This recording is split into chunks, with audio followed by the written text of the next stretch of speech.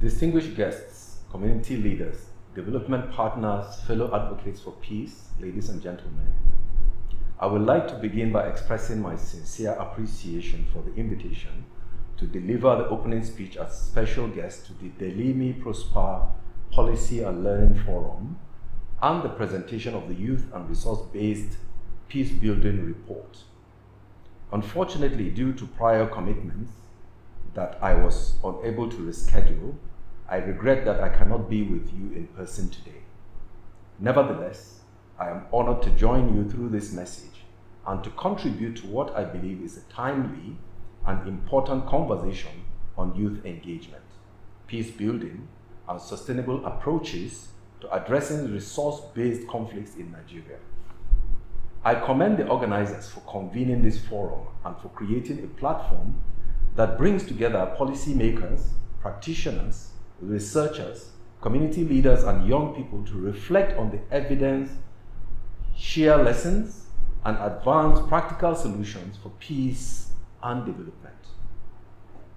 As president and founder of the White Ink Institute for Strategy, Education and Research, WISER, an institution dedicated to advancing strategic thinking, evidence-based research, policy dialogue, and leadership development in support of peace, security, good governance, and sustainable development, I align both in policy and personal resolve to humanizing paths to upholding peace and progressive human flourish. As a Nigerian, the importance of wealth generation for human prosperity while in peace and security cannot be of a less priority than in pole position to me. And particularly as a northern Nigerian, where sadly lies the most reality of violent multidimensional conflicts, poverty, disease, and want that characterize the most insecurity and instability of Nigeria's existence. Against this background, therefore, my distinguished audience may agree with that WISER and the conveners of this event do share a lot of a common ground. Northern Nigeria has long been a region of immense human potential, rich cultural diversity, and abundant natural resources. Yet it has also experienced recurring conflicts linked to competition over land, water, grazing routes, mineral resources, and economic opportunities. Climate change, population growth, environmental degradation, poverty, and weak resource governance have intensified these pressures, creating conditions in which disputes can escalate into violence. At the center of this reality are young people. Youth often constitute the largest demographic group in affected communities. They are frequently portrayed as victims of conflict, and indeed, many share displacements, loss of livelihoods, disruption of education, and trauma.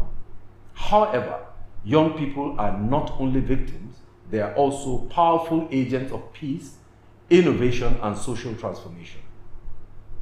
The question before us is not whether youth should be involved in peace building.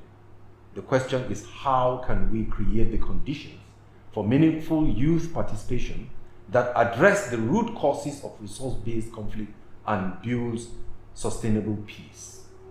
Let us look at understanding resource-based conflict. Resource-based conflicts emerge when communities compete over scarce and valuable resources. Across northern Nigeria, disputes between farming and pastoral communities, conflicts with access to water sources, tensions around mining activities, and the competition for economic opportunities have become increasingly common. These conflicts are rarely about resources alone. They are often shaped by historical grievances, ethnic and religious identities, political interests, inequality, and limited access to justice. Young people frequently find themselves on the front lines of these conflicts. When opportunities are scarce and institutions appear unresponsive, some youths become vulnerable to manipulation by actors who exploit grievances for political and economic gain. Yet, the same youth can be drawn into conflict, can also become the strongest force for peace when given opportunities, support, and a sense of ownership in community development. So why does youth engagement matter? Youth engagement is not merely a development strategy. It is a peace-building necessity. The youth are the important regenerative element of humanity. To mirror the scriptural saying, the meek shall inherit the earth. It is the youth that regenerate, sustain, and will inherit the earth, life everlasting. Can I have an amen? Young people possess energy, creativity, technological skills, and local knowledge that are invaluable for conflict prevention and resolution. They understand the realities facing their communities because they live them every day. When youth are excluded from decision-making processes, peace agreements and development programs often fail to address their concerns.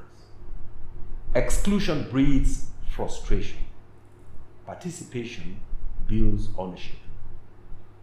Research from peace-building initiatives across Africa consistently demonstrate that communities are more resilient when young people are actively involved in dialogue, mediation, civic engagement, and economic development programs. Youth engagement contributes to peace in at least 4 important areas. First, it helps prevent violence by creating constructive avenues for participation. Second, it strengthens social cohesion across ethnic, religions, and livelihood groups. Thirdly, it promotes innovative solutions to resource management challenges. Fourth, and not the least, it builds future leadership capable of sustaining peace over the long term. Moving from tokenism to meaningful participation. One of the greatest challenges we face in ensuring youth participation is meaningful rather than symbolic. Too often, youth people are invited to attend meetings but are not included in decisions. They are consulted after policies have already been designed. Their voices are heard but not acted upon. Meaningful engagement requires a different approach. Youth must have seats at decision-making tables, while issues of land management, natural resources, governance, community security, and development planning are discussed. Their perspectives should inform local peace committees, traditional conflict resolution mechanisms, and government policies. Young women in particular must be intentionally included. Their experience of conflict and peace building are unique, and their leadership is essential for lasting peace. Now let us look at the role of education and peace literacy. Education remains one of the most effective tools for preventing conflict. Beyond formal education, communities need peace, education that reaches and teaches dialogue, mediation, negotiations, tolerance, and nonviolent problem solving. Young people should be equipped with skills needed to manage disagreements before they become crises. Schools, universities, religious institutions, and community organizations can all serve as platforms for promoting peace literacy. Digital literacy is equally important. In today's interconnected world, misinformation and hate speech can rapidly inflame tensions. Young people must be empowered to identify false information, promote accurate narratives, and use social media responsibly to strengthen social cohesion rather than division. Then let's come to economic empowerment as a peace strategy. Peace cannot thrive where hopelessness prevails. Many resource-based conflicts are intensified by unemployment, poverty, and limited economic opportunities. Youth engagement in peace building must therefore be linked to economic empowerment. While young people have access to quality education, vocational training, entrepreneurship opportunities, financial services, and decent work, they are more likely to become stakeholders in stability rather than participate in conflict. investment in climate-smart agriculture, renewable energy, digital innovation, sustainable mining practices, and value chain development can create opportunities that benefit both communities and contribute to peace. Economic inclusion should not be viewed solely as a development objective. It is also a security and peace-building imperative. How are youths bridge builders, especially in a most diverse nation as ours? One of the most powerful roles youth play is that of bridge building. Across northern Nigeria, for example, there are inspiring examples of youth-led initiatives bridging together farmers and pastoralists, facilitating interfaith dialogue, promoting community service projects, and creating platforms for collaborative problem solving. These initiatives demonstrate that peace is not built only through formal agreements. It is built through relationships, trust, and everyday cooperation. Youth people have a unique opportunity to cross social boundaries, challenge stereotypes, and create new narratives of coexistence.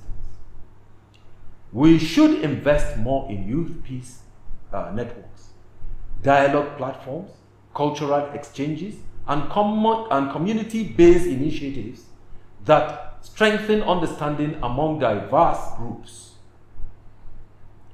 Let's talk about the important new aspect of technology and innovation for peace.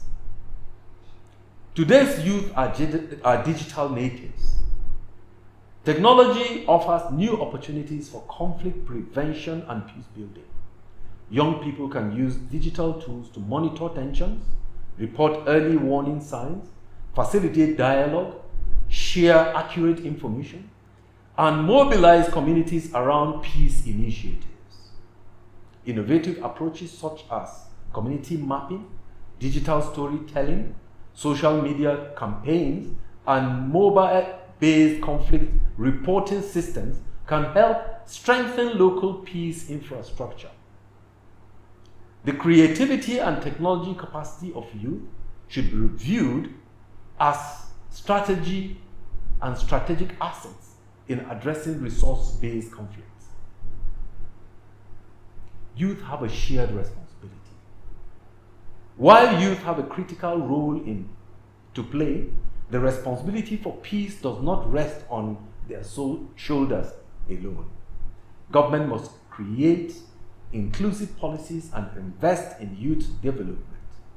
Traditional and religious leaders must support youth participation and foster dialogue. Civil society organizations must continue building youth leadership and peace capacity. Development partners must invest in long-term, locally driven solutions rather than short-term interventions. This is why the kind of support given to the Delimi project is as important as it is critical. The private sector must expand opportunities for employment and entrepreneurship, and community themselves must recognize young people not as problems to be managed, but as partners in peace building. In conclusion, my dignified ladies and gentlemen, the future of northern Nigeria, albeit Nigeria, will be shaped not only by the resource beneath its soil or the water within its rivers, but by the choice we make about inclusion, justice, and opportunity. Young people are not merely leaders of tomorrow, they are leaders of right today, of now. If we engage them meaningfully, equip them with skills, create opportunities for participation, and invest in their potential, they can become powerful architects of peace in communities affected by resource-based conflict.